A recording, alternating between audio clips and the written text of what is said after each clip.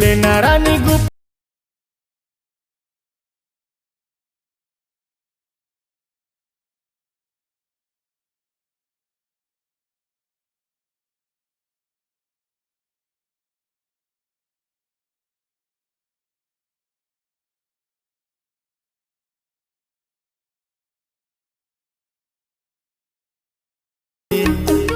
ले लेना रानी गुप चुप के मजा लाओ, दे दे हूँ अमली पानी डाल के।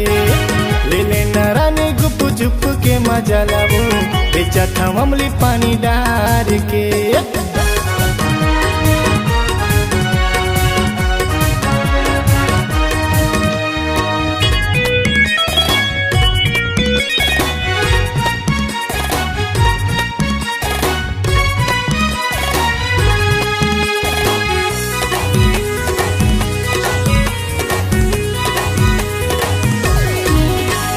यमट हचिलाते देख में मुँह छुटिला, ए वो दिल वाली आना ले ले मजाया।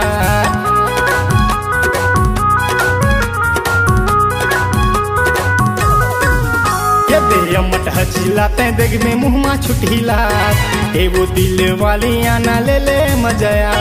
ए वो मोरे रानी आना ले ले मजाया। खाले एकांत माँ हेमंत के साथ माँ, खाले एकांत माँ गोलू के साथ माँ, खवा दे ही तोला प्यार से।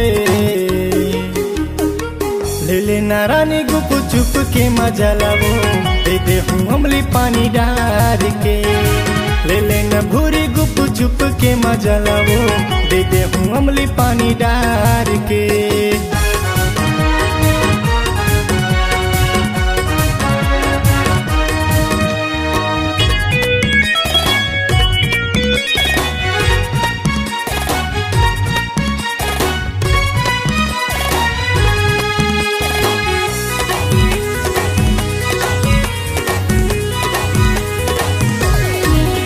अरे अड़बड़ मचाया ही रानी खाए के बाद, आबे फिर दोबारा तहा ही मोरे यार।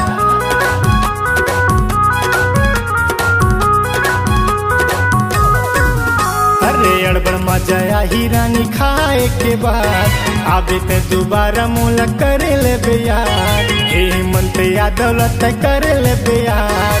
जनता भुलाबे वो घूमे लायाबे वो, जनता भुलाबे वो घूमे लायाबे वो, कोयलारी मार्केट गुरुवार के। ले लेना रानी गुप चुप के मजा लाओ, दे दे हूँ अमली पानी डाल के। ले लेना भूरी गुप चुप के मजा लाओ, दे दे हूँ अमली पानी डाल के। दारू खटाई वो तब हो मिठाई वो, दारू खटाई वो तब हो मिठाई वो, गपुले खाबे मुँह फाड़ के।